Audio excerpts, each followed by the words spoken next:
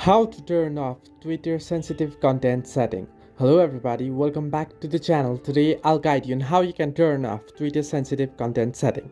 Now to do so, first open up the Twitter app and head into your profile by tapping on the profile icon at the top left corner of the screen and head into settings and support. Now under settings and support, head into settings and privacy, and here if you scroll down, you'll find the option privacy and safety. Head into it, you'll find the option content you see. Now, tap on content you see, and here you can see the option display media that may contain sensitive content. Make sure to toggle this on. Now, once you do this, the media that contains sensitive content will be displayed to you, and you can turn off Twitter sensitive content setting on this way. Hope this helped you.